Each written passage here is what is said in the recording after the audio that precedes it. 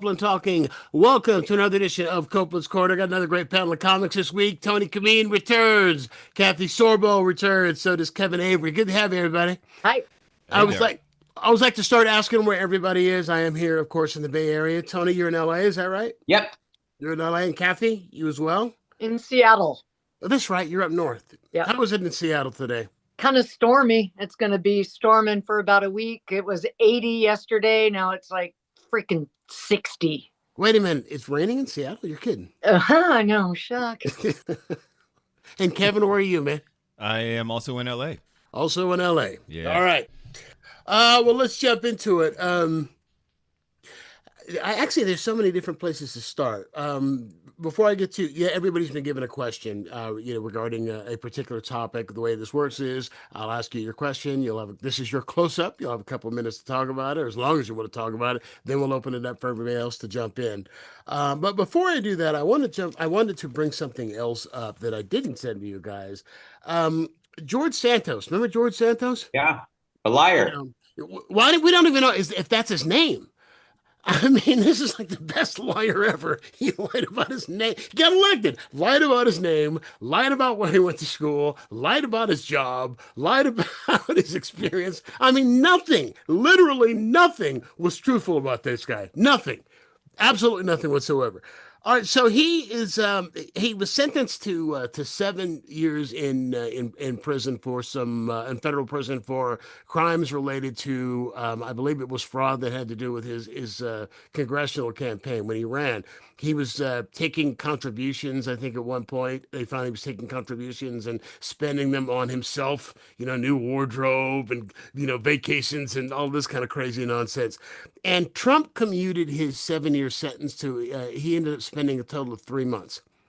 And Trump's rationale for why he commuted that sentence to 3 months is that Santos had the courage to always vote Republican. That's it. That's the quote. He had the courage to always vote Republican. You can go. You can go now.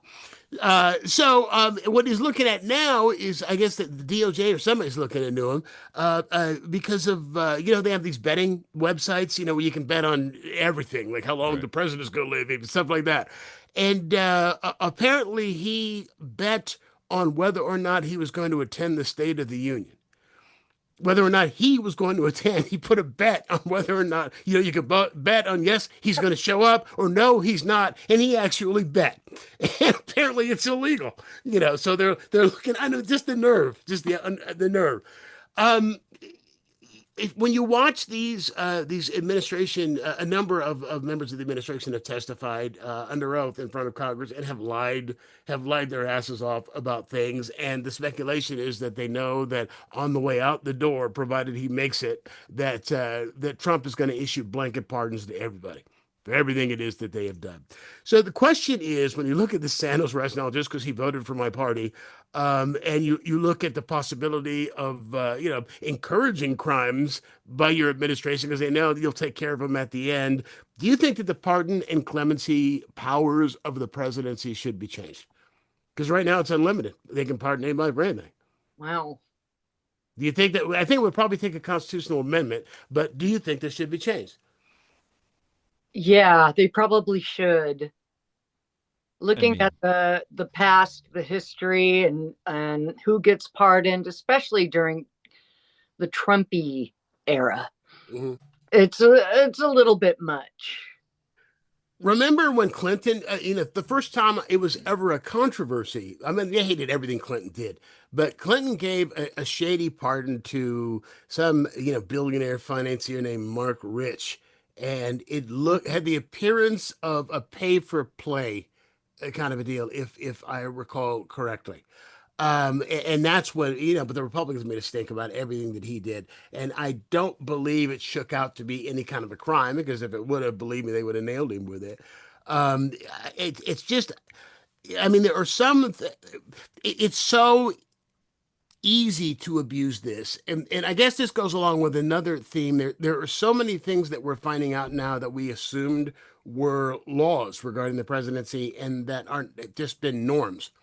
meaning that they were just things that presidents normally did, like Right. put all their assets in a blind trust, like release their tax returns and things of that nature. None of that stuff is required. Do you think these things should be turned into law? If you look at most laws exist because of the fact that somebody did something, so then they pass a law to make sure that nobody else can do the same thing. Yeah, I mean, yeah, now it just feels like anything that we've all kind of thought, I'm sure it's fine. Like who would abuse it's shit that none of I us, know. no one's thinking about until suddenly this guy's like, you're all pardoned, or whatever it is. So yeah, now I think we're gonna have to take a hard look at certain things and go, there needs to be some sort of law. There needs to be some sort of rule or restriction in place so that people can't just go willy-nilly. Because I think, especially before where we are now, we wouldn't have imagined a world where people are just openly pardoning criminals in our faces and going, "You're fine. It's all fine." So yeah, I think now we got to look at everything again. So if George Santos had voted Democratic, he'd still be sitting in prison for his crimes. Yeah, for sure. Like this is the era of increasing presidential powers, with all his executive orders and the Supreme Court giving him pretty much whatever he wants often. And I think it just falls into that. Like, I think what you said, like maybe there should be like, it's famously white collar criminals make millions of dollars and they're always pardoned. But maybe you do a violent crime thing or a cap on the amount of money. Like if you just rape a charity of a certain amount or some kind of reining in of the executive powers, I think, because it's really gone kind of a little crazy lately. Well, there's a lot of stuff though that he's done that is in fact illegal and unconstitutional. He's just not being held accountable for. Yeah. Like you can't knock down the east wing of the White House. Like you're remodeling your summer home. It's not your. And like Kevin said, you're like, oh, come on, who's going to do that? Oh, here we go. Yeah. Maybe Go ahead, Kathy. crimes aren't connected to the sitting president or family members of the sitting president. That could be, reined in. But, if you're like I think Obama pardoned a bunch of people who were like in prison for like marijuana crimes, that things that they were overcharged for and did it in the interest of justice, but not just because they were supporters of his, which is a world of difference. This makes me think about, there was a bit I used to do, and I don't remember the whole thing, but it was on just like on laws that were actual laws that were ridiculous. And I remember there was one it was in Waterloo, Iowa, that it's against, at least at the time I did this, it was on the books that it was illegal to ride an elephant down the street. You could not ride an elephant down the street. I know it's stupid, right? But then I thought somebody did this. Yeah.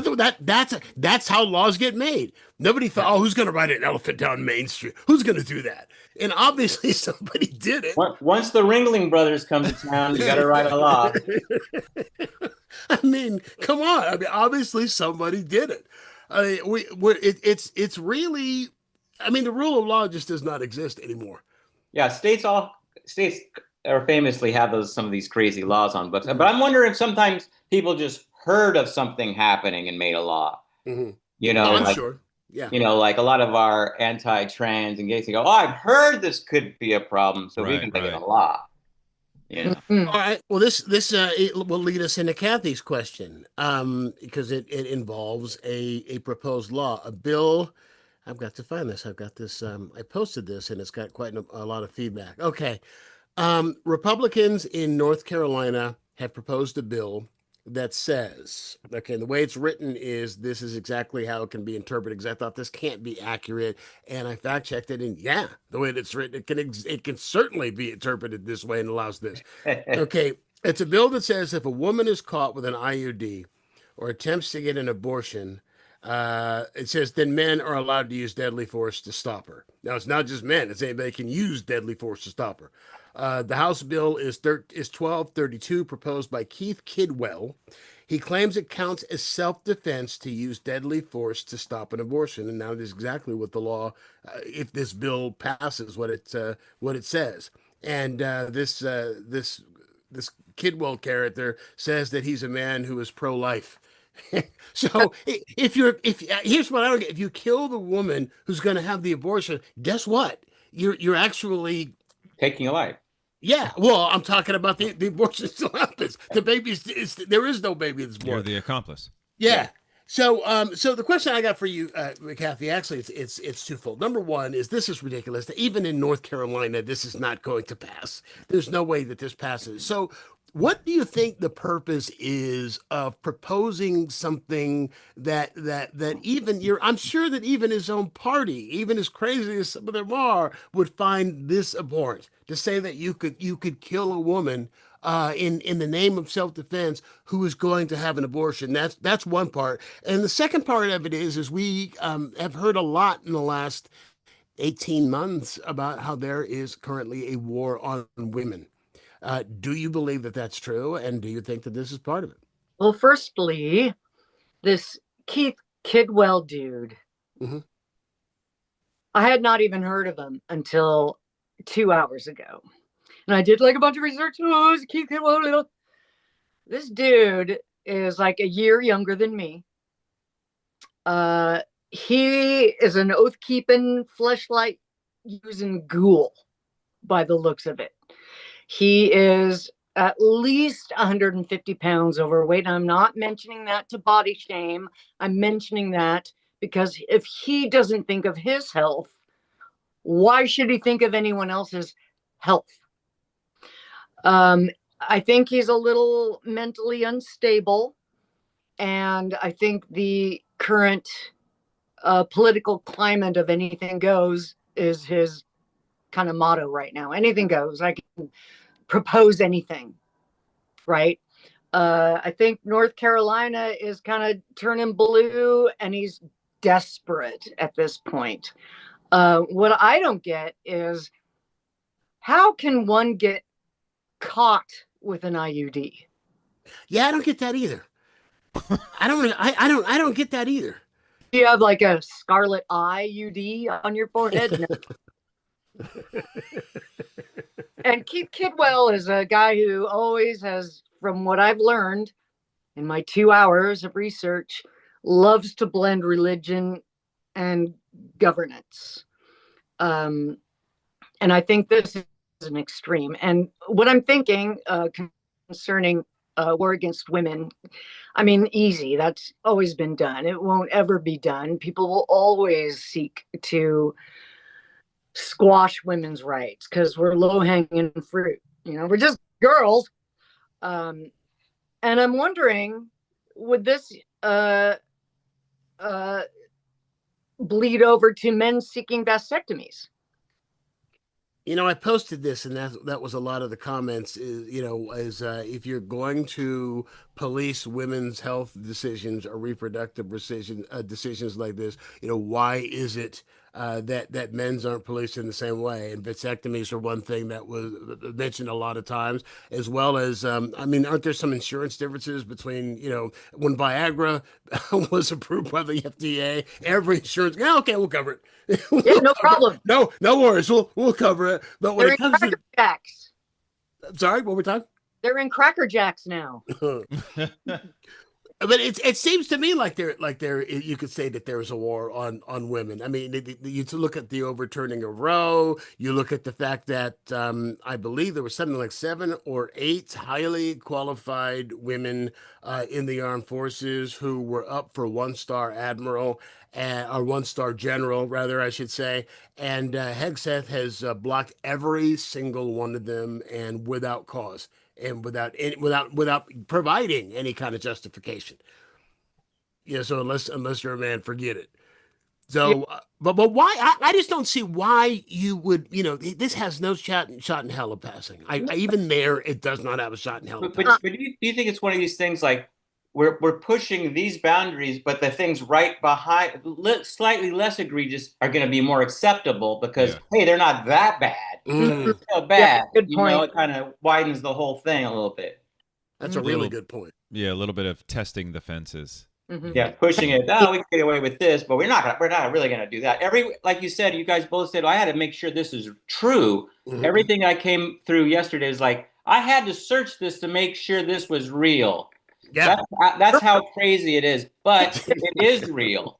It is. It is exactly it. Have you had to do that with any of the things that people have posted that are Trump posts from Truth Social, like the one on Easter?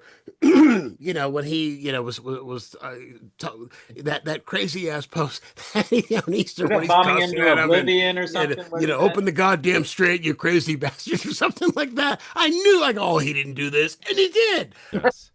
I mean, and most of the time when I look, because I do check on stuff like this. Most of the time, it turns out that it is real. The stuff that's crazy. They say this, according to the studies, that's the reason that people in red states and I'm not even going to call them conservatives because MAGA's not conservatives. Conservatives want smaller government. They want fewer taxes. The right, the far crazy ass right, believes conspiracy theories like Pizzagate. Like there's a cabal of Democrats in the basement of a pizza parlor abusing kids. They believe this stuff. Yeah. Reptile, the Queen of England's a reptile. Lasers started the wildfires. All this stuff. Jewish space lasers. Jewish space. Well, the reason that they believe them, and the reason that the left or progressives do not believe stuff like this, is that when progressives see something like this, they fact check. They go to Snopes immediately and go and check and see if it's debunked and it's out of those circles like immediately. Whereas the other side doesn't fact check; they just take it at face value. Or even you could if you search things, you can come across things eventually with your confirmation bias. You're like, is this true? Right. You'll find some doctor somewhere who'll like, yeah. So then they're like, see, this guy said there's no coronavirus because this one guy. So they find a confirmation bias voice. And then just latch onto that, ignoring all the other, because we all see something crazy. Oh, is this real? Is this more than one source? Oh, it is. I think they just find the one source that backs them up. They hunt out. So it's like, oh no, it's true. There was, Trump won the election. There's tons of stuff out there. Yeah. I mean, I don't get why. Well, I mean, there's so much I don't get because it just makes absolutely no sense. But the fact that there are people who are true believers that to this day that Trump won the 2020 election, when it has been debunked by everyone with any sense and by all of the evidence. And there are people who say that Trump knows damn well and knew, when January 6th was taking place in the riots, that he had not won the election. And it was just sour grapes. I mean, Tina Peters was just released a couple days ago, and she's still saying, that she was in the right, letting those people screw with the ballots and letting them in and access to the machines. She's still saying it. Susie Wiles still saying he did win the, like it's crazy, Okay, but the thing is, do they believe it or are they sucking up? I'm sorry, Kathy, go ahead. They just they cannot let their house of Jenga cards fall down. They can't do it.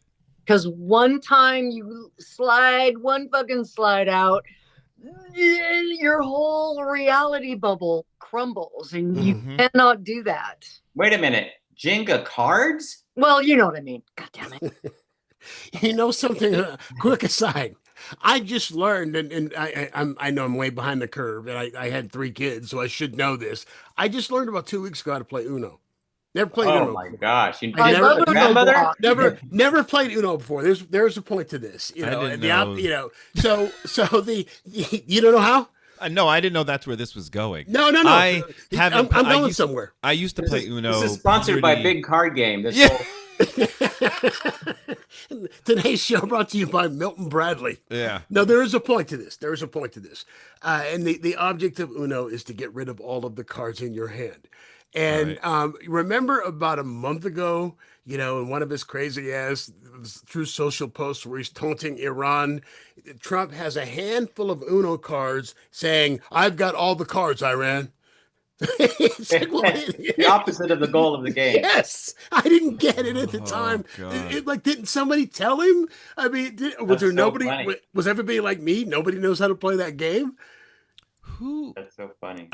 It makes me think, well, what is the, you work on a project, anything, it has to go through a series of people who, whatever you're doing, if you're making a movie, if you're writing a book and having it, and I don't understand how there was no one who went, yeah, actually, maybe let's get some just regular playing cards in there. That's all you had to do. Yeah. Why Uno? That's such a specific screw It's the up. only game, literally, that the thing is one of the only games you want to get rid of the card.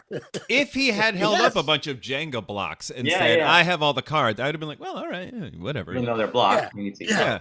Yeah. Being artistic with it. Yeah. But Uno, that's really wild. That's very specific. It always surprises me whenever something really stupid happens like that had to go through a lot of people and through a whole big chain of command that nobody caught. I'll give you a perfect example.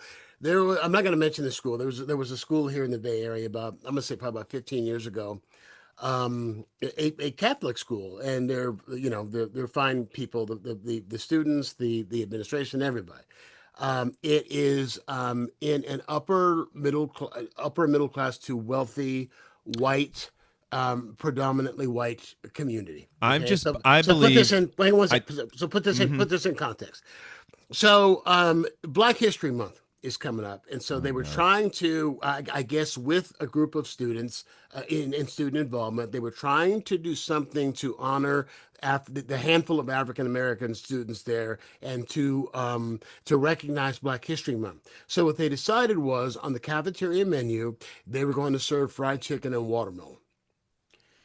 And no, and nobody caught it. Nobody understood that this is not. They thought, well, Cinco de Mayo, we have tacos. And so then I'm thinking all the people this had to go through, and nobody said, that might be a little like, well, back up, hold on to the rein for a second. All the people it went through that it had to be approved for before ending up actually on the menu. In the headlines. Here's as you were describing this, I was like, I wonder if he's talking about the school I went to, because I went to a private Catholic school in a very well-to-do white neighborhood, predominantly white, and then you said chicken and watermelon, and I just was like, please God, not my school. At No, first it's not I was your like, school. hey, was it okay? It was a girls' school. It was an all-girls school. Oh, okay. It was an all-girls school that did it. I'd say it's about 15 years ago, and I think they ended up having to have some kind of training, not sensitivity training, but something to Cafeteria training. they all had to come. All they needed is one black lunch lady to be like, Yeah. no. That's how Yeah. white that place is. There wasn't one person in their whole chain that was black, but even aware. I mean, yeah. Aware that this stereotype Yes. is offensive. That's Yes. like, I'm surprised that, let's say, and we'll put sheets in our head and it'll be fun. Yeah. Or ghosts. Yeah, we're ghosts. Woo. Oh my God. Well, I mean, you could go farther than that even. I mean, it took George Floyd getting killed to get Aunt Jemima off of boxes of pancake syrup. Yeah. You know? And the right's still mad about that. Like, it made it different. Like, Are our they really?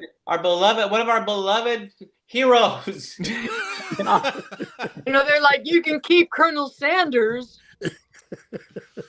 Oh God. Oh my God. Well, That's Colonel good. Sanders was a real person, who, by the way, was not a colonel. You know that? He was was he not. Sergeant. There was Sergeant Sanders. There was there was back in the day, like in the back of comic books and stuff like that, you could send $5 in and become a Kentucky colonel. And they'd send me a certificate, and that's what he did. That's how he became. Yeah, that's for real. And the whole white suit and the string tie thing, he thought, what does a colonel look? What would a Kentucky colonel look like? And he figured that's how they would dress. And so that became his costume. No uniform at all, just a suit and a. Aunt White Jemima's a real person too. I mean, it's. I don't- It was was she? a woman who sold her likeness to the company, And classically, they were like, "Well, here, we'll help you out with a few bucks," and then they've been riding off her likeness forever. Yeah, Well, but they I can't changed remember it. the woman's real name. That wasn't her high fructose recipe? No. Original. Yeah, I wish I had. I had a better memory of the story, but yeah, it was a classic. It's like what they did to every like rapper in the 80s when hip hop was being born. All those companies sort of went, "Yeah, we'll release your albums," and they paid them pennies, and then all these guys are broke years later. Wow. Well, that's a history of the music industry. Yeah, and so but with any kind of like, she basically sold them her likeness to use forever, and I can't remember the woman's actual name. I don't believe it was. But they Jemima, changed it. I mean, but they changed the picture over the years. made it I young. remember. Yeah. Oh, yes. I remember what a stink it was. Remember what a big stink it was when they decided that they were going to take the bandana off her head? I forgot. I'm serious. Remember? Because when originally we grew up, Aunt Jemima had it was a red bandana. Yeah, wasn't she it? did. Yeah. And it was a big deal that they were going to show her hair and get rid of it. You had they got so this is before the word woke was a thing, but it was so politically correct and just leave it alone. She's exactly what you said. She's an icon, and all the people calling her an icon. If she was for real and walked into their neighborhood and wanting to rent, Yeah. They would get on nextdoor.com so fast. Yeah. Strange lady with weird headdress in my hood, She does look like an icon, but I don't want her in my neighborhood. Yeah. Uncle Ben. They got rid of all of them after George Floyd got shot. It was Uncle Ben. Who Uncle else? Ben fell by the wayside, but I don't remember. Did they do? All those the Land O'Lakes Indian woman or Oh, is that yeah. yeah, she's out. She's out. She's gone. Yeah. There was a funny Saturday Night Live sketch they did that week that when all those were falling, where they were like all on the unemployment line or something. Oh, that's funny. Icons. With Mr. Clean, all these, Uncle Ben. Hey, There was still a Sambo's in Santa Barbara like 5 years ago, Was it really? Yeah. Well, the story behind that, and that people didn't realize that until until it became a controversy. It's not what that it had nothing to do with Little Black Samba, with that whole racist thing. It was the two guys who started the restaurant. One's name was Sam, the other's name was Bob. Oh. I swear to God, that's where it came from. Now they ended up adopting some of that theme of chasing the tiger and he turns into butter. Right. But I'll tell you the one that kills me. And I collect this stuff, by the way. I call it coon shit. I collect coon shit. Sure. Or what is it? Spike Lee calls it Negrobilia. All that. And I used to be able to get it on eBay, and eBay won't sell this. Just those real, because they're so incredibly racist. It's hard to believe that somebody actually tooled up a factory to make a cookie jar with a person with a black face and big white lips and all. It's ridiculous. But there was a chain and it wasn't in the South. It was in California, and it was in like Arizona, the Southwest, for like 40 years, called Coon Chicken. That was the name of the place. Coon. It was called Coon Chicken, and I don't know where it is. I think I lost it in a move, but I had one of their menus, and what the menu was, it was like a cutout of a guy's head. And with their mascot, who had like a little red hat like a doorman would wear, and with the big black face with the big white lips and the white around the eyes. And I saw pictures of some of the restaurants. If you don't believe it, say Google it. Look on Wikipedia, and you can see a picture. I heard it was because they served chicken and raccoons, and it was coon chicken. Is that not? No, honey. Oh, okay. Sounds like a bad idea also, actually. Yeah. Sounds worse. Not good either way. Yeah. No, Robert Kennedy Jr. wasn't cutting the penis off anybody at that place. Oh my God in heaven. It just cracks me up just how tone deaf. Well, see, that's the problem is now it wouldn't be a big deal because nobody cares. I shouldn't say nobody cares. The people who are in power don't care. But they don't care about the optics. Back up. Were you going to say there was something on that menu? Oh no, here's what I was gonna say. Is one of the restaurants, I saw the picture of the front of the restaurant, and the guy's got a big grin, by the way. The Oh, caricature they use has a big grin, super and happy. the restaurant was the front of his face. Mm. And you Oh. open the door, which is one of his teeth in the big grin. Gotcha. And that's how you walked in and out of Coon Chicken. Oh my God. That sounds like a fun house. Look it up. Like it belongs in Google a it. fair somewhere. That's terrifying. Isn't that awful? And What's the exit like? Nicely done. very nicely done. Oh Lord in heaven. So what was it? So Wow. it was Uncle Ben that went, and Aunt Jemima who went, and who else? And the legs. There were a couple others, and I can't remember them. Was Mrs. Butterworth supposed to be black? Oh heck yeah. Yes. Was she? but I didn't know because the bottle you know is that you know. I think we forgot about Mrs. Butterworth because of Aunt Jemima. But I don't know what Mrs. Butterworth looks like these days. I don't She know. might be the same. I think all of them they just put in some sort of business skirt and said, "All right, well, it's a silhouette on the bottle anyway." She's just a trans nanny now. Yeah. I'll tell you who's safe is the Quaker Oats people. Those are white. Those Never. are Yeah. hard to get. They're safe. Not going anywhere. And what's Aunt Jemima called now? It's called the Pearl. What is it? Pearl Milling Oh, yeah. Company? Something like Yes. that. Yeah. Kind of something really catchy and memorable, and something God, I've something that kind forgotten. of sticks on the tongue. Yeah, I'm going grocery shopping after this, and I'm you have to. I'm checking for all the syrups. Now I'm hungry. Yeah. Well, I encourage everyone who is listening to this and everybody who is watching this, go to Wikipedia and look up Coon Chicken, and there are pictures or links to the pictures of this place. And they're probably coming back soon. Right. It was a chain. It was a chain. It wasn't like one racist guy decided he was going to fry chicken and use this. An entire chain of them. There were franchises of Coon Chicken. Wow. And I guess they closed them in the early 60s. You're gonna love this. They closed them in the early 60s because they realized that they were racially insensitive. They woke up one day. Yeah. It took them 40 years. Oh, 40 wait a minute. years, and they realized they were racially. Man. It just kills me. It just absolutely Sometimes cuts it me up. takes just a little bit of time. Oh, just a little bit. Oh Lord. Okay.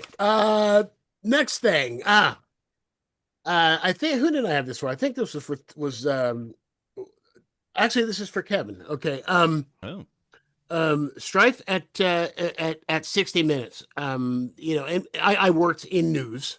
Some, or at least in newsrooms, broadcast newsrooms for years.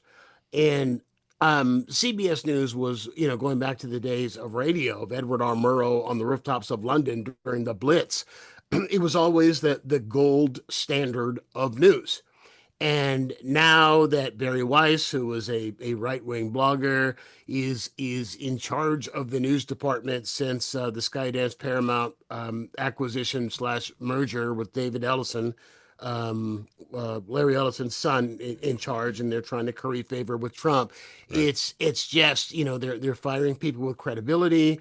They are just like everything else going on in this country right now. They're putting people who are completely unqualified and don't have any kind of journalistic standards or ethics in charge. Well, they are destroying 60 Minutes, and 60 Minutes is the only a newscast that's like a number one newscast that the CBS News Department has. Well, they fired Scott Pelley because Scott Pelley got into it with the new leadership, the new I forget the guy's title, but basically like executive producer of 60 Minutes, who was a guy who's not qualified. And it was kind of a meet and greet kind of thing. And Pelley stood up and said, "I've been here 30 years. You're not qualified to be doing this." And it was everybody applauds Pelley for having done it, but he ended up getting fired. So here is the statement. I wanted to read a little bit of it, and I just wanted your thoughts on this and on journalism. And he said when he was there for 30 years. He started on the show in 2004, but he was with CBS News for 30 years. Now, his statement was, when stewardship of the program passed to my colleagues and me, our responsibility was to expand energetically into a new age of media technology while preserving the values our audience expects. Now, the new owner of our network is casting this legend aside, apparently to curry a moment of favor with the Trump administration. Last month, 60 Minutes lost its DNA when our entire senior leadership and two of our best on-air correspondents were cruelly fired without cause. Good people were silenced because they stood up for the audience. They stood for fairness against the forces of political bias. They stood for professionalism against chaos. For my part, new management has instructed me to inject falsehoods and bias into a politically sensitive story. I've been told to include assertions that are unverified. To date, in every case, I have managed to ignore these instructions or to refuse them. So Barry Weiss issues a press release herself, and she has a CBS News staff meeting conference call in which she said, she talks about how great Pelly is, and we tried to come to an agreement, we weren't able to, and then after she comes out with this, he says, then she listed some of his great stories. And so Pelly releases a statement after saying Barry Weiss knows what she said is not true. In the meeting on Tuesday, which is when this happened, I was effectively fired. There was no effort to find a way back, that they couldn't find a way back. He says there was no effort. At no point did anyone in the Tuesday meeting suggest that there could be steps taken by either side that would lead to resolution. And he said that, I'm trying to find the quote, but okay. I'm pained that the staff of CBS News was misled in the Wednesday morning conference call. These executives cannot gain the trust of the staff with lies. It's antithetical to everything we stand for and reveals contempt for what journalists do. All right, so 60 Minutes for 3 generations. 3 generations has been, again, the gold standard of television news. And I mean, when you think about all of the hard news stories that they broke, and you have it now. They're basically they're trying to turn it into Fox News broadcasting. Yeah. That's what it is that they're trying to do. So the statement that got him in trouble was, he said in this meeting yesterday, Pelly said, I guess it was Monday, this meeting, that Barry Weiss was murdering 60 Minutes. That's a quote. He said that she's murdering the program. So I guess I'd ask you, Kevin, do you, I don't know how much you're following this, but do you, based on what I'm telling you here, do you agree with that assessment? With the changes that have been made, you have senior management that have been fired for no reason, plus senior management that quit as soon as they saw that the merger was going through. And what does the murdering of 60 Minutes mean for the future of journalism, in your opinion? Well, I mean, it's sort of it's not even the beginning of the end. It's sort of the middle of the end of journalism as we know it.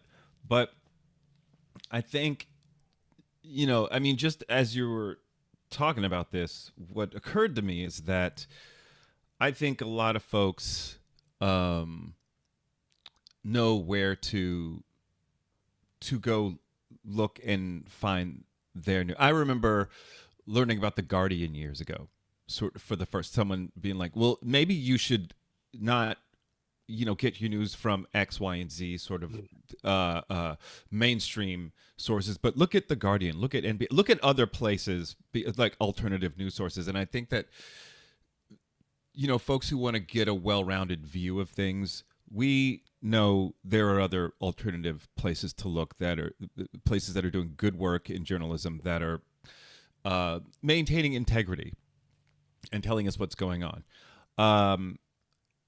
Even if there are those, it's fewer, they're shrinking, we're getting less and less of those places. But I think the real tragedy is when you start gutting a place like 60 Minutes or CBS, you're tearing up one of the last places where folks on the right, where conservatives, where you're questionably, believing aunts and uncles or whatever, can also access the news. Your uncle so and so that you see every Thanksgiving. That's got his view. Look, I'm not racist, but that guy ain't going to The Guardian.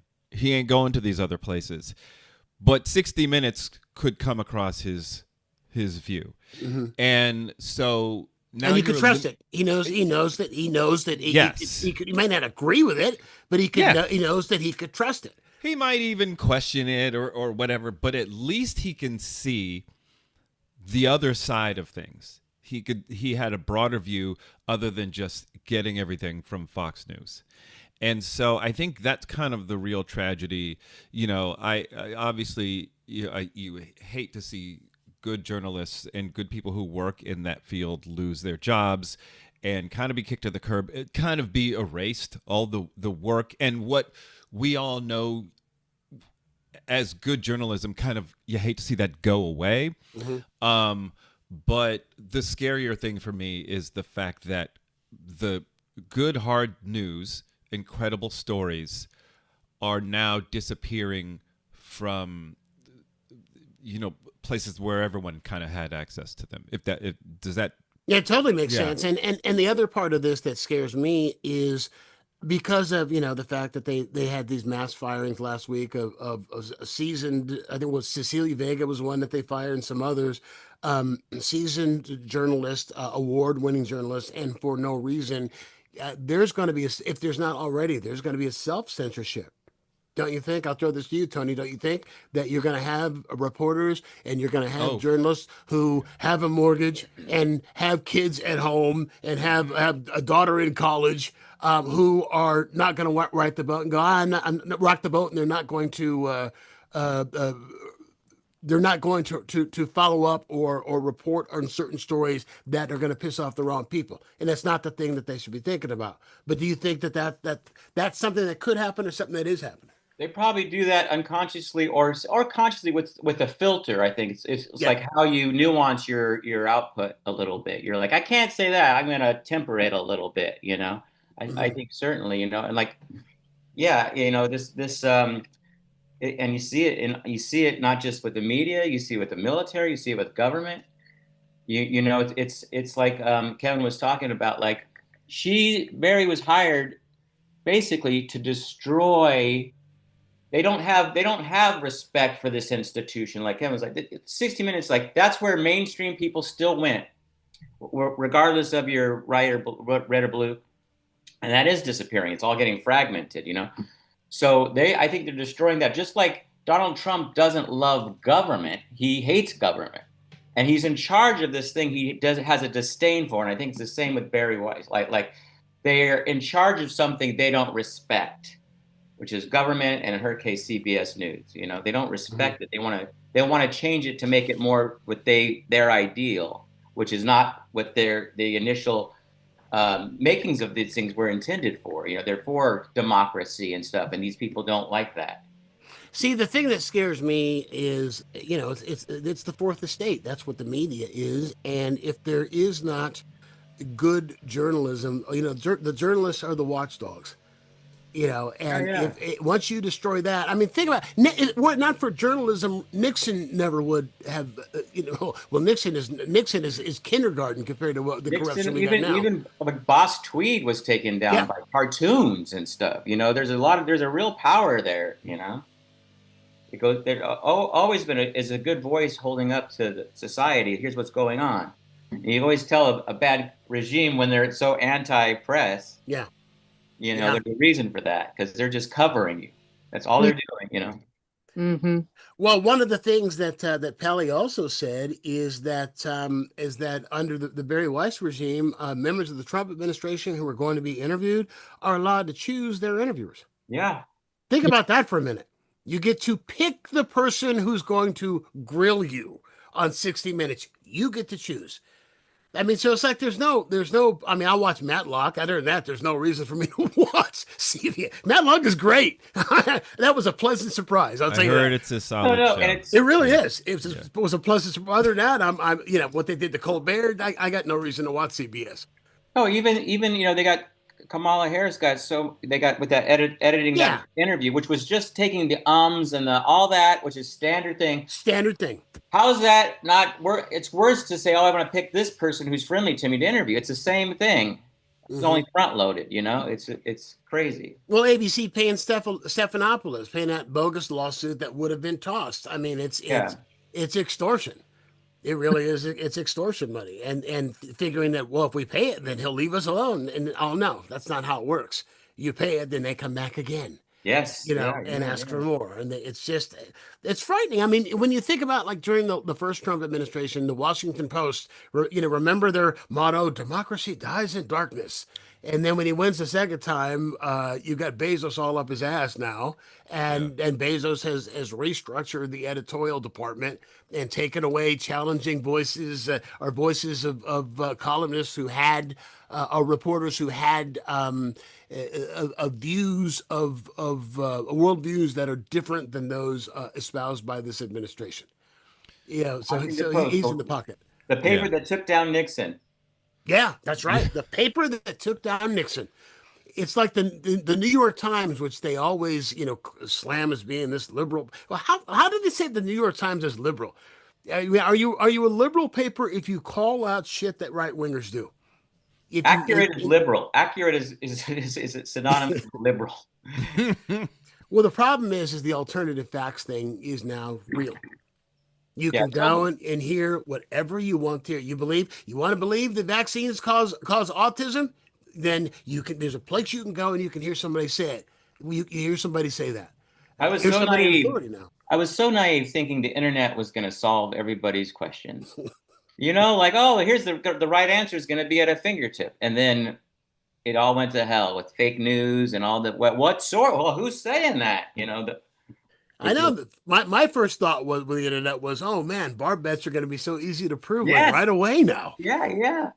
And now you could probably, either side could win depending on what source you find. Yeah, pretty much. Well, speaking on that, I want to go back to something that Kevin said about discovering The Guardian and how it's kind of like, oh, wow, another source that is not, America slanted. Several years ago, my husband and I were watching Olympic coverage, and they'd like show like a sport or like do something. And then it's like, this Olympian grew up in a da-da-da. And we're like, oh, get the hell fuck, the backstories, fuck that shit. Yeah. And we'd have to go to Canadian TV to watch just fucking Olympics, right? Yeah. You don't want to hear your fucking backstory. And regarding 60 Minutes, I go to 60 Minutes Australia, which is really amazing. And they cover American politics, and it's not slanted at all. It's really refreshing. Where do you find it? How do you get it? On YouTube. Oh, YouTube. Okay. And they have okay. All right. Yeah. YouTube is changing everything. Yeah. See, by the way, I can't think of the name of the movie, but I guess, you had a new Star Wars movie come out last weekend. The Mandalorian. The Mandalorian. And it was like it came out in third place, and the number one movie is some kid from Petaluma, California, some YouTuber. Pardon? Backrooms? Yeah, I guess that's it. It's a horror movie. Yeah. And it cost something like $800,000 or something to make, and it's made grossed $81 million in the first weekend. And there was another one, another YouTuber, same thing, like either this past weekend or 2 weekends ago.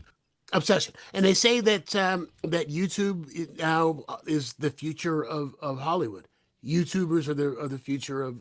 They're going to be the Gen Z, Cecil B. DeMille's are all going to come from YouTube. Good.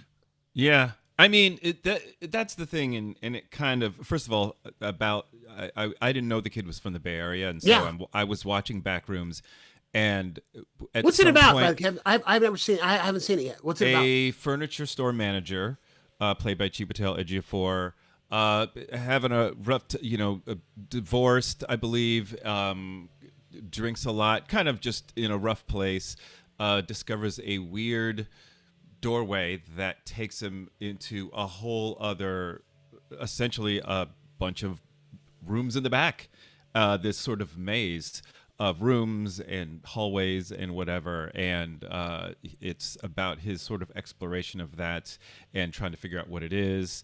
But at some point he makes a commercial, one of those local furniture store commercials, and he said at Capitol McKee off the 680, and sitting in LA, my head exploded. I was like, what? That's where I lived. So yeah, but to go back to your question, I think that, and I think this could apply to news as well. I hope, just like these guys, and I hope that it's not just guys. It is these women and black women and the other filmmakers of color are uplifted by this, because right now it seems to be, and good for these filmmakers, but it does seem to be very favorably pointing into the young white guy, category.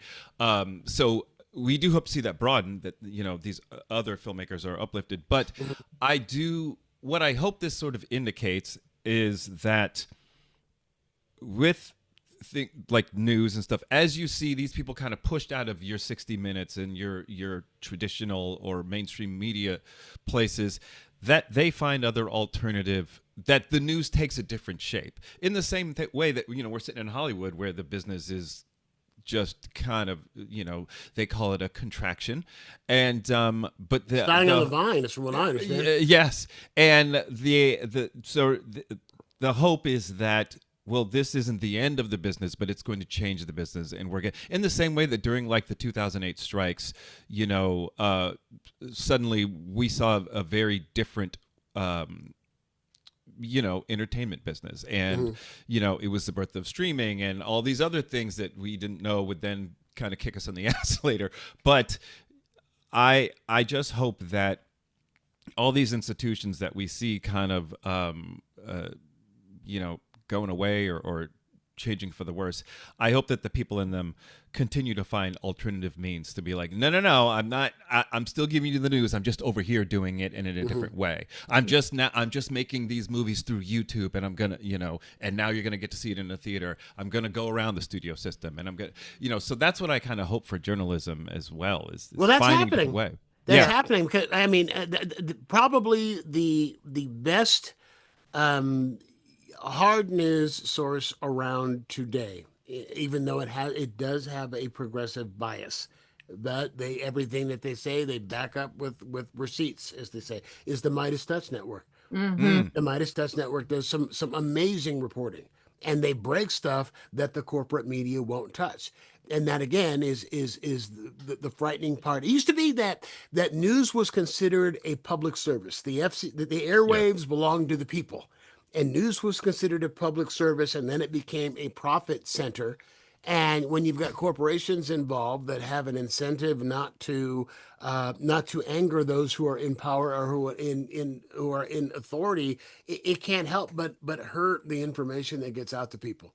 So it's I don't know where it ends up, because we can't find the truth. It's getting harder and harder to find the truth. The waters are all muddied. The waters and they're getting more and more muddy. But it's as easy as what you're doing right now. I'd never heard of the Midas Touch Network.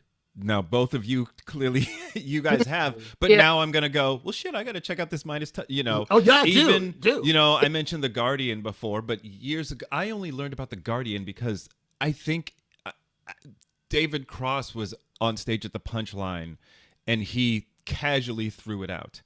And I was like, I guess I better look into what this Guardian is. I mean, I'm talking like 2000 or maybe even in the late 90s or something. But I think that this stuff is out there, and it has a way of finding the people who need to find it. Well, you know what? You mentioned the Guardian. The question that I asked you, and the story that I read to you about Pele and with Pele's quotes, that was from the Guardian. Yeah. That is where that was from. That's one thing. There is a host of these other sites and places to go that have credible journalists, working their asses off and bringing you real stories. You mentioned a contraction in Hollywood and the contraction in entertainment, and we're seeing less and less production. And there is I have a friend of mine who is just sold a series, a streaming series that he's a showrunner on, and he goes, "This is my last thing. This is my retirement. I'm glad I was able to sell this. This is my retirement," because he said they're feeling the effects of AI already. Ooh. They're feeling Yeah. in TV and movie production, they are feeling the effects of AI already, and you're going to see fewer and fewer. Um, what's the word I'm looking phrase I'm looking for? I don't know if I want to say creative works or production or what, but there it's going to go beyond contraction. Right. The entire industry is changing. You know, I'm a crime fiction author. I'm working on my third novel will come out next year. And I was talking to another crime fiction I'm not a best selling crime fiction writer yet, but I'm best selling memoirs, but not crime fiction writer. I got a friend who is, and Mhm. they're all worried. Yeah. They're all worried because he said a friend of his, some friends of his, I won't say who it is, but it's a name that if you read crime fiction, you would know. Some friends of his went to Chat GPT and said, write a couple paragraphs of a crime fiction book in the voice of my friend. Yeah. And when they did and they sent it to him, he's looking at it going, I don't remember writing this. I mean, that's how Oh, close. yeah. I mean, that's how close it got. So I mean that stuff it's scary. It really is Yeah. scary. It's something that and how do you can't put the toothpaste back in the tube, so how do we learn how to live with it? I know. Sometimes it's fun. Like sometimes my daughter will go on like AI and we'll do like show RoboCop doing Twister, right? And it's like we laugh so hard. Yes. But when it like, kind of seeps into like, people's realities and their income source, then Yeah. I think we are the people driving AI are just really they have the wrong idea about it and they're using it for the wrong things because I was thinking about it and I was like, well, hold on. I've watched Star Trek all my life and Me too. I want to walk into a room and say computer and then have it do whatever I want to But do. we can. I Now want we yes. can. We all wanted Kit when Knight Rider was on TV. There were cool things that we imagined AI could eventually do for us, to do for us. And right now, all it's doing is enabling people who are not creators to go, look, now I'm a creator, and pushing other people who had previously had those jobs. It's pushing them out of the way. And so, yeah, is there a place for you to sit and look at your whatever AI app and go, well, what if we made it do this, or what if we had, and it's funny and you're enjoying it? That's the fun part of AI. But the problem is it's being shoved down the throat of these industries. And it's not just Hollywood, but out here suddenly No. we're seeing animators and designers and in the book world, I don't know that much about it, but I don't believe that it's gonna You can't publishing replicate houses the are going to be, yeah, they're not going to be like, no more writers, we have a machine that can do it for us. But I do believe it's going to muddy the waters, and it's going to jack up and really fuck up some sales, and it's going to also make it harder for people who haven't already crossed that line into the publication world to. I think what's going to happen To is get in. companies are going to really start scrutinizing and going, if we even think your book is AI. And I think this has already happened. Well, they are. Yeah, and They're second, so and certain people are like, no, I just wrote this, but now everyone, how sometimes we tend to overcorrect. I think it's just going to muddy the waters a lot, and Well, get the in there and publishing confuse industry things. has been contracting for since Amazon.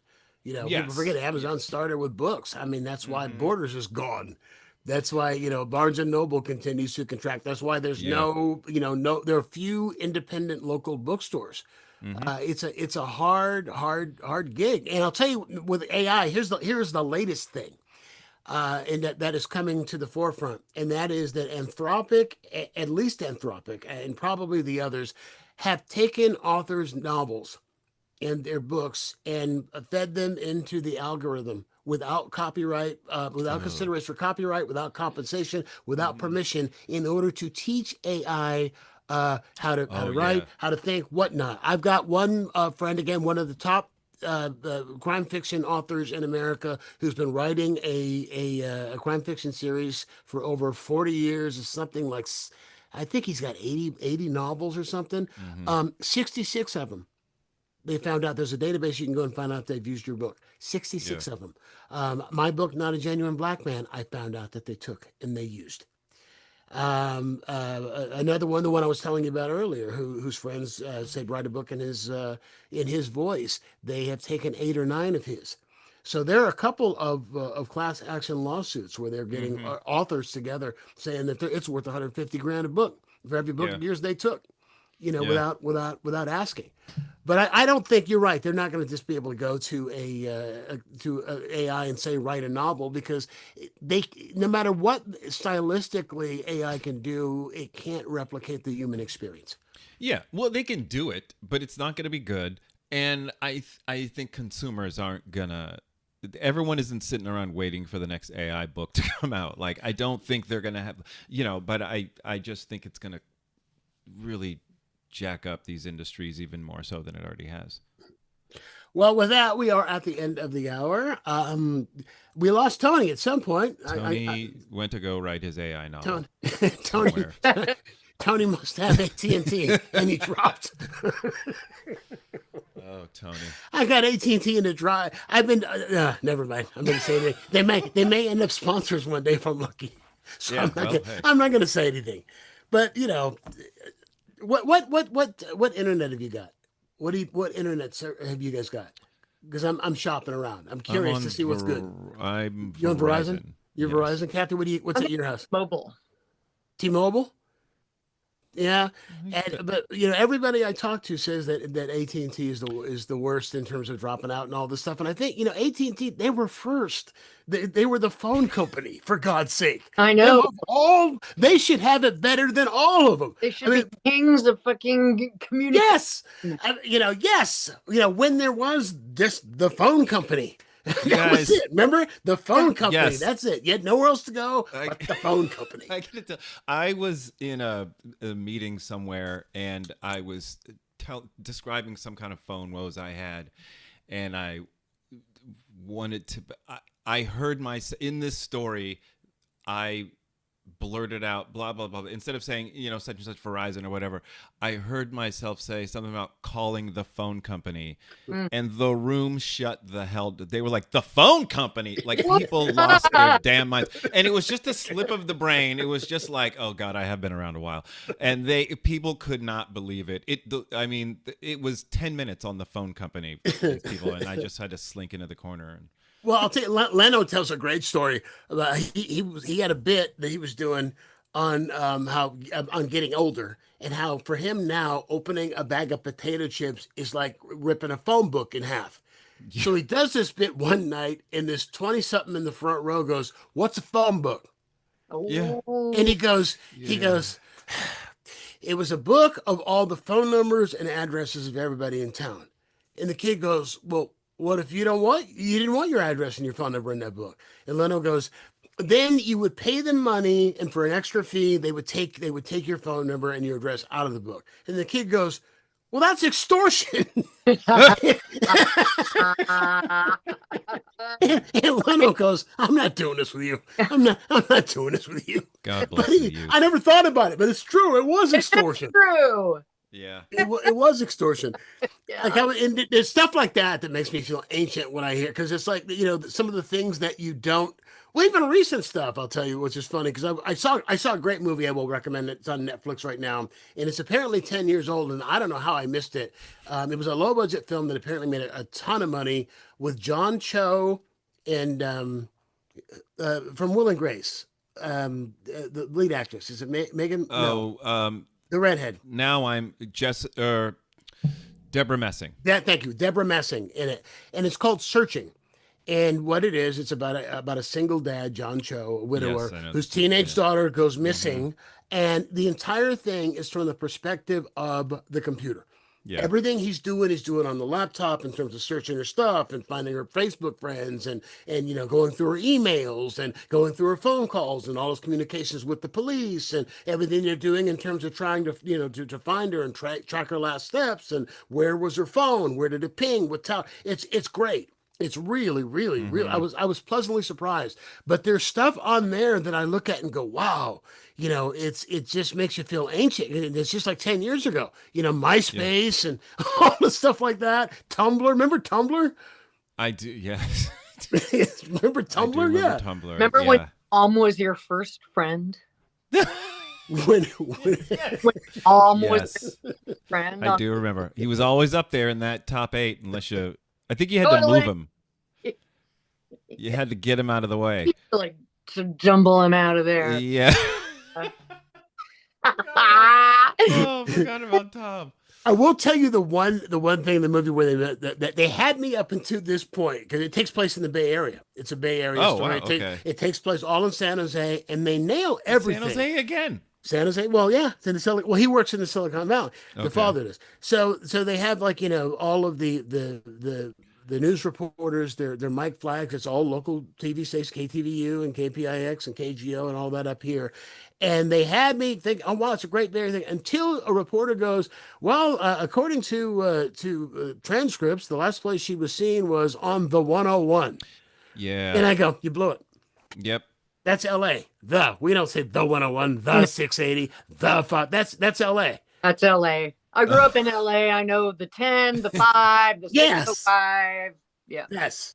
I just learned, and this is the terrible story because I have no answer for this, but there's a very specific reason why out here in LA we say the 101, the 5, all that stuff, and Why? Everywhere else it's just get on 680 or highway, and I can't remember what it is. Sorry, got to look it up, guys. There's a reason. There's a logical reason out there. Thank you for edging us with that. We very much appreciate it. That's what I'm here for. I'm the fluffer of facts, the fact fluffer, whatever. Is that what it's called? I don't know. Okay. Anything anybody would like to mention? Kathy, is your band playing? Yeah, we are doing a Pride show at the fabulous Tim's Tavern Saturday afternoon at 5. Where's that? In Seattle? In Burien. Or I don't even want to say White Center. I know it sounds bad.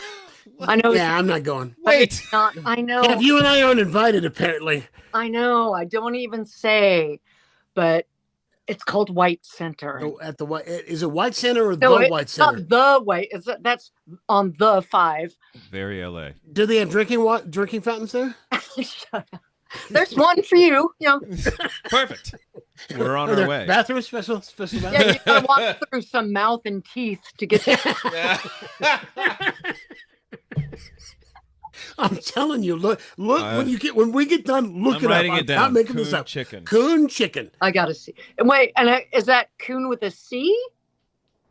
No, there's only one way to. As far as I know, they saved the K's for something else. Okay. Save all the K's for something else. Coon chicken. Mm-hmm. 40 years later, it's racially insensitive. We realize. Oh my god. I'm gonna look it up so hard. Oh, wait do you see all of the? Oh my God!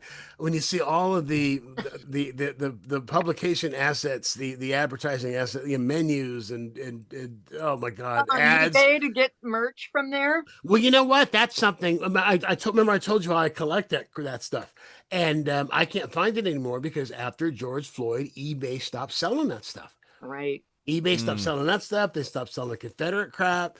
So I don't know where you find it. KKK Bay.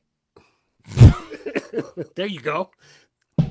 I smell a startup. The most racist radio station of all time. Remember, it wasn't K. Wasn't K Bay like a soft rock station back in the 80s or something? I think so. There was K Bay, yeah. And there's K Bay, and then there's KKK Bay. All righty. Oh man. And anything you want to plug? I also have just a little podcast. It drops every Friday. It's called Maximum Film, and we just go on there and talk about movies. It's myself and a film festival programmer and producer Drea Clark and film critic Alonzo Duralde, and yeah, it's a lot of fun. That sounds great. Yeah, we're just up there yapping about movies. It's on the Maximum Fun Network, but get it wherever you get your podcast. Maximum Film is the name of the podcast. We'll put it in the show notes and put a link so Awesome, people thank you. can check it out. Yeah. Real quickly, anything that you're looking forward to over the summer? I mean, I'm a comic book nut, so I'm looking for Supergirl and Spider-Man are the two things that Yeah. I'm most excited about. Oh, and that rock movie that called Power Ballad, that Paul Rudd movie that's got like 99% Rotten Tomatoes, looks pretty good. Oh, really? Yeah. I'll tell you what I'm looking forward to. Starting June 5th is the Apple Channel Cape Fear with Javier Bardem. I hear that's very good. Amy Adams. Really? Oh, Yeah. cannot wait. There've been like two versions of that, right? I guess. Yeah. Right? There's- It was De Niro and did it, and then Mitchum was first, right? Am I right? Yeah. Am I thinking of the De right one? Niro was second, which was great. I loved that. It was him and Juliette Lewis. I I know. That's right. remember. Yeah. Scene. That's all I'm gonna Yeah. say. All right. All Yeah. right. I hear good things about it. So yeah. But I'm with you. I'm looking Supergirl, Spider-Man, and there's some other stuff sprinkled around that I'm looking forward to seeing that I can't remember off the top of my head. But Is there superhero fatigue? Is that a real thing, or is just No. movies haven't been good? No. I think if you make bad movies, then people are gonna get they're gonna stop going. Also, in general, people were not going to the movies. The problem is that if the movies aren't great and people don't talk about them, and then when they do talk about them, they just talk about how not great they are, then it must be superhero fatigue. There's not. There's just make better movies. Well, the pandemic didn't help you. I'm sorry, go ahead, Kath. Backrooms. My daughter and my husband went a couple days ago, and the theater was. Yeah. I've seen the Michael Jackson movie a couple times. I've seen it twice. I've seen it so far, and it was packed. Both times that I went and saw it. Nice. You know, It's there is definitely, and AMC.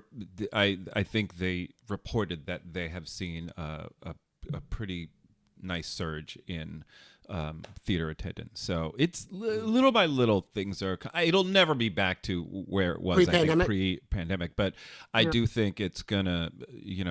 Like we were saying before, all these institutions have to find a way to change and adapt and learn how to put butts in seats. And so, but I think it's working. Yeah, I love AMC. I've been an A-list member on AMC since they started it. Same. Where it's 27. I don't even know. It's on automatic debit, so it's like $27 a month. Yeah. And you can see up to 4 movies a week in any format. IMAX, Dolby, the 3D, whatever, any format up to 4 a week. Yeah. So for a while, I was seeing everything that came out, but now most times I look and it's like there's not really anything I want to see. Yeah. But that's the only downside. I mean, it's summer. They got some fun ones. I'm trying to look at my little list now. The Odyssey. What am I even talking about? Yeah. With Tom Holland, right? Yes. Matt Damon, and I also want to go see Coyote versus Acme because it was kind of but it kind of goes to what we were talking about, kind of just cutting things off. Creatively, Warner Brothers, Zaslav decided, we don't need this. And they were doing that with several movies, kind of deciding, we know you shot it and we know it can be released, but we're not going to release it. We're going to take the tax write-off. So all this stuff is being done in the name of government, in the name of business and capital. It's hitting everybody. I don't in get all that. kinds of ways. Well, like the Supergirl, like the Batgirl movie. The Same Batgirl thing, movie. yeah. Shot and wrapped it, with Keaton in it, and it was supposedly, I mean, it doesn't even exist. They're not even bootlegs. That are around anywhere to watch. You would have thought that somebody would have leaked it somewhere, but they shot the whole thing and paid what, like 40 million, 50 million or something to make it, and then decided to destroy it. They said, no, we're not gonna do it. Someone's got to make Coon Chicken the musical. Listen, I see you sitting in that studio, Kathy. I want Get to to be work. it. I'll join. I'm happy to. I write music. Let's make it happen. We're gonna be rich. Let's do it. Coon Chicken the musical. Yeah, well, you gotta find out who owns the Coon Chicken trademark. Good God. I'd like to be that guy. That's got the two. Jesus. I own the Coon. I own Coon Chicken. Yeah. I have Imagine all us the rights. God damn it. You really have to coming fight me. together. Imagine us really trying to do that. Just the headlines. I don't think that would go down the way we think it would. Oh boy. I think so as well. Never know. Never know. Kathy Sorbo, Kevin Avery, a pleasure. Come back and join me again. I appreciate Thank you. doing it. Thank Okay. you. Meet you. And also thanks to Nice Tony meeting you. Kameen. Sorry, Tony. apparently you didn't pay the PG&E bill. I don't know I what. guess not. Yeah. No, I think internet probably dropped out. His internet probably dropped out, so we lost him partway through. I'm But glad. he's a regular, so thanks. I know you'll see this later. He's glad. Get him out of here. We don't need him I hate him. gumming up the works. Oh my goodness! Well, if you like what it is, if you're watching us live on as we stream on Wednesday, or you're watching us or listening to us when we drop on Thursday, please make sure that you like and you subscribe on audio. Please go to, if you like the show and you want to help support it. Please give us a 5-star review because it helps people to find the show. So we will check out next week. I think next week we got Carlos Alazraki and Hal Sparks are going to be joining us here. So I'll see you then. Until then, be kind to your neighbor. He knows where you live. And we have to let ourselves out. Okay. Bye. Okay. Bye now. Bye, guys. Good seeing you. See ya.